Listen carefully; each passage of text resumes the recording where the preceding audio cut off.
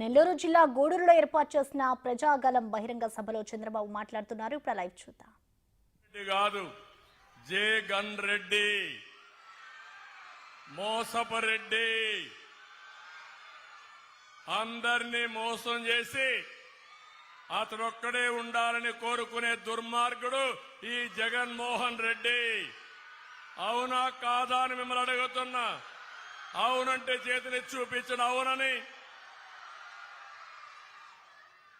ఏది దొరికినా ఎక్కడ చూసినా కుంభకోణాలు తప్ప ఏమీ లేవు.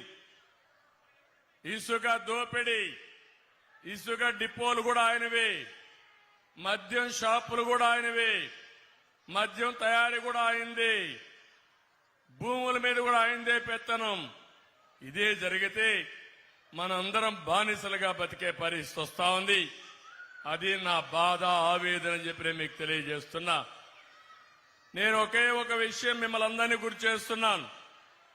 భవిష్యత్తులో నేను ఒక నిర్ణయానికి వచ్చి ఇప్పటికే ఆలోచన చేశాం, ఇంకా ఎక్కువ శ్రద్ధ పెడతాం.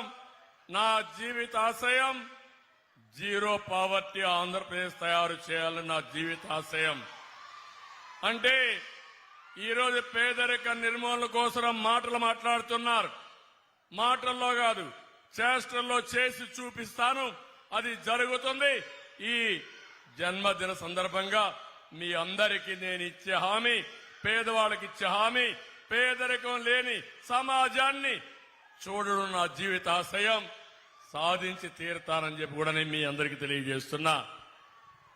అందుకని ఈరోజు మీరు ఒక్కసారి చూస్తే, ఒకప్పుడు సంపద ఉండేది కాదు ఇండియాలో. అప్పట్లో పేదరికం ఎక్కువ ఉండేది. ఇప్పుడు సంపద సృష్టించడం చాలా సులభం అయిపోయింది. కానీ సమస్య, సృష్టించిన సంపద ఈ పేదవాళ్లకు రాకుండా కొంతమంది కోటీశ్వరులు లక్షల కోట్లు సంపాదించే పరిస్థితి వచ్చారు. నేను అది కాకుండా అనునిత్యం ఆలోచించి పేదవాళ్ళని ఏ విధంగా పైకి తేవడం, జన్మభూమి లాంటి స్ఫూర్తినివ్వడం, 20% పైనుండే వాళ్ళు కింద నుండే 20% పైకి తీసుకురాగలిగితే అదే నిజమైన ప్రజాసేవ. తప్పకుండా దీనికి శ్రీకారం చుడతారని మీ అందరికీ తెలియజేస్తున్నా.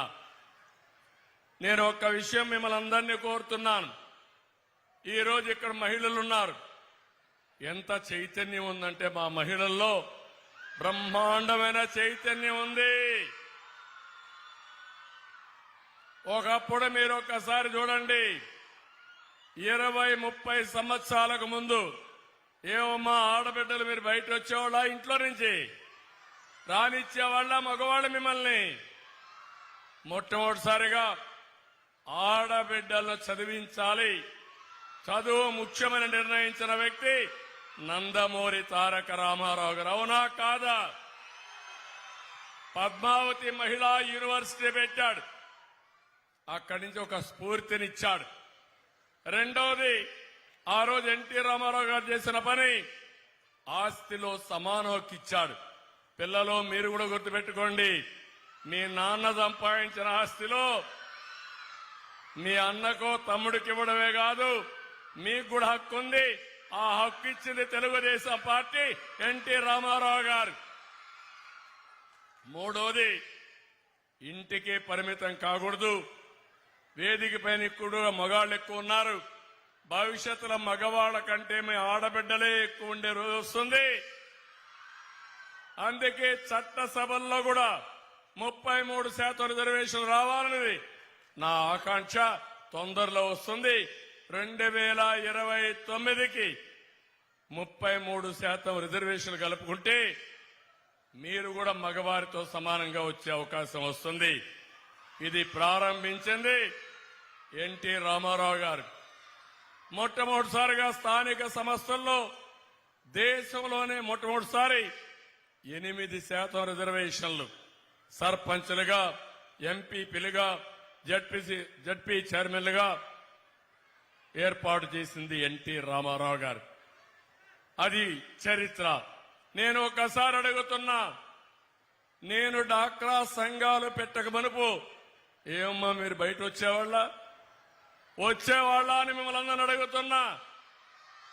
రాష్ట్రంలో ఉండే ప్రతి ఒక్క మహిళ ఆలోచించాలి. చిన్నప్పుడు మీరంతా తల్లిదండ్రుల పైన ఆధారపడేవాళ్లు, తల్లి తండ్రి ఆలోచించేవాళ్లు. ఈ అమ్మాయికి చదివించినా ఎప్పుడో ఒక అయ్య చేతుల్లో పెట్టాలి కాబట్టి చదివించకపోయినా పర్వాలేదు, పెళ్లి చేసి వదిలించుకుంటామని ఆలోచించే రోజులు అవి అవునా కాదా అని మిమ్మల్ని అడుగుతున్నా. పెద్ద అయిన తర్వాత భర్త ఆధిపత్యం. భర్తలు చెప్పేవాళ్లు నీకేమీ తెలియదు, నువ్వు వంట చేయి, పిల్లలకు తిండి పెట్టు అని పెద్దవాళ్ళు మీ భర్తలు చెప్పేవాళ్లు. ముసలి వాళ్ళు అయిన తర్వాత మీ పిల్లలు మళ్ళా మిమ్మల్ని కంట్రోల్ చేసేవాళ్ళు.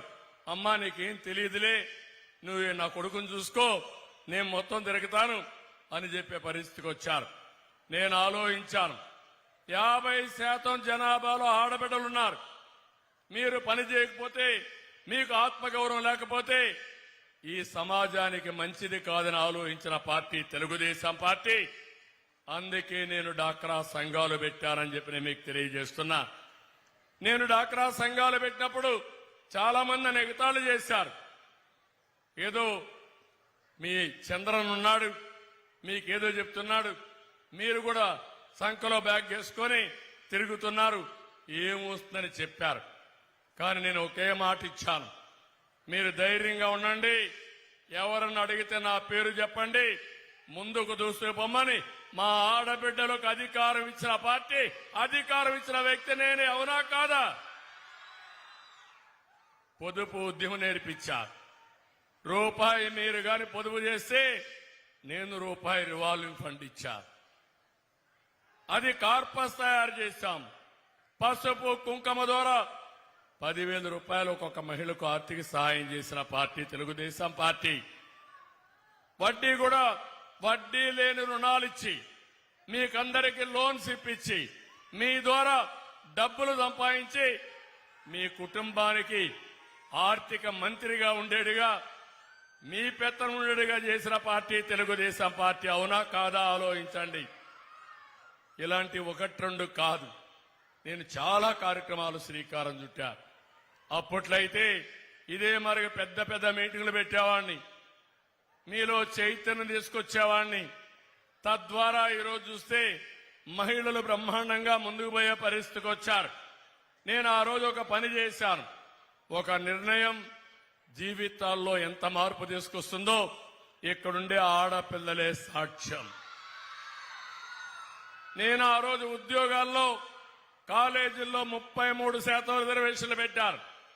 నాకు మగపిల్లలు ఒక మాట అడిగారు, సార్ మీరంతా 33% పెట్టారు, మెరిట్లో ఎక్కువ వస్తారు, 2 కలిపితే 60% ఆడబిడ్డలే వస్తారు, మేము 40% కుదించిపోతున్నాం, ఏమంటారంటే నేను మాట చెప్పాను, అయ్యా ఇన్ని రోజులు మీరు బాగా చదువుకున్నారు, మీరే పెత్తనం చేశారు, కొన్ని రోజులు మా హవా ఆడబిడ్డలకు వదిలిపెడదాం, ఆడబిడ్డలు చేయగలుగుతారని చెప్పి